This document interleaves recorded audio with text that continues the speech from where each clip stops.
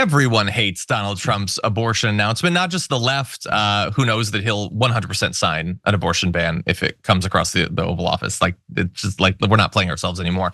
The right is mad too, though, because there are a lot of people, organizations, activists, pundits, who take the abortion thing really, really seriously. And they, I guess, can tell that Donald Trump is perfectly willing to strip people's rights away. He doesn't really care. But he really doesn't care to if he thinks it'll lose in the election.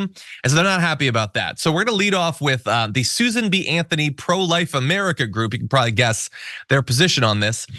They say, we are deeply disappointed in President Trump's position. Unborn children and their mothers deserve national protections and national advocacy from the brutality of the abortion industry. The Dobbs decision clearly allows both states and Congress to act. Yes, very clear. They deserve national protections until the second of birth, and then they're on their own.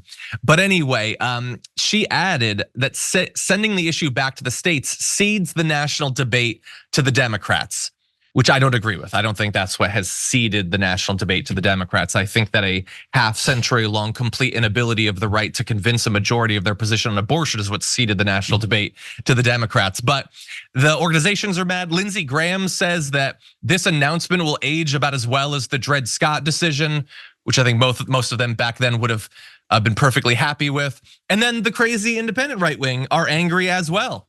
Matt Walsh tweeted, here's a crazy idea. Rather than Republicans moderating on the issue of killing children in order to win elections, they can instead make even the slightest, tiniest little effort to actually effectively communicate the argument against killing children. Just a thought. And it's a good idea. I think every single Republican should have tried to do that over the last few decades. Oh wait, they did.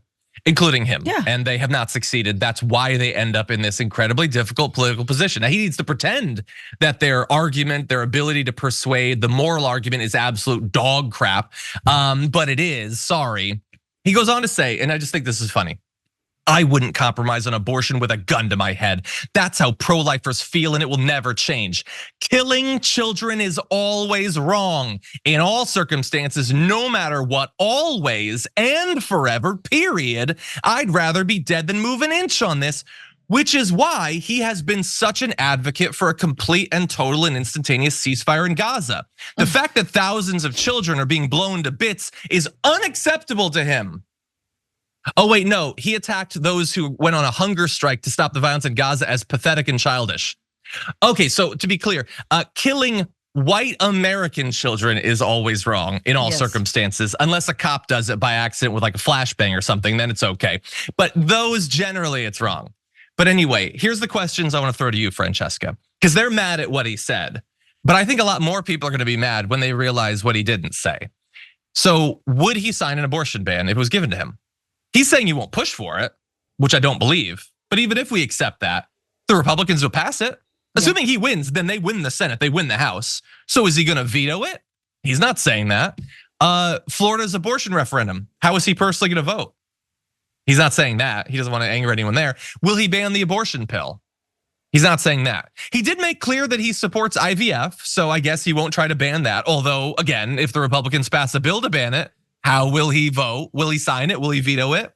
So he wants to pretend that he's being strong. And the fact that he put out a statement that got so many right wingers to be mad at him could be interpreted as strength, politically expedient strength. But it's pretty cowardly to not answer any of those significant questions. What do you think? Yeah, because he doesn't want to lose. Again, this is Donald Trump. And look, if the right is smart, if Matt Walsh is smart and he wants Donald Trump to win the election, he should shut up about this, because this will help him win. If he's like, I don't know, it's up to the states and their carve outs and yet, and the Democrats want abortion up until after birth when they execute the baby, which I'm like, how do we just gloss over that statement that he made in his sort of stance on abortion? Oh, we're gonna get to it. This is all to hide the ball from swing voters, from people who maybe they switched to Biden in 2020, maybe they didn't come out for Trump, and say, hey, you know what? He is sensible. He's gonna walk a line on this. He's gonna protect us. But if he is reelected, forget it. It's over. There's nothing else to lose. He's won his election. He's gonna attempt to stay forever. He's going to hollow out the administrative estate truly this time around. And the first 5 people to reply to him on Truth Social will be his cabinet of HHS and whatnot. So like, yes to an abortion ban, of course. Like, yes to punishment of people who get abortions. Sure, why not? Like, Trump is the Trojan horse of the evangelical right. He's always been the Trojan horse, but he only works if he gets into power. So they have to get him into power. So again, if you're Matt Walsh, shut up and get him into power.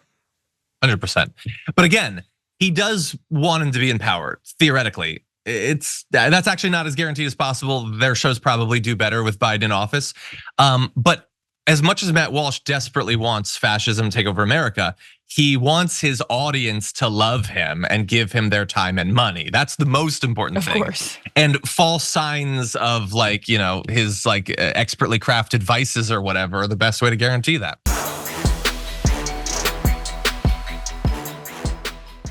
When you click the join button and become a tier 2 member, you get access to all of our weekly top 10 lists. What are you waiting for?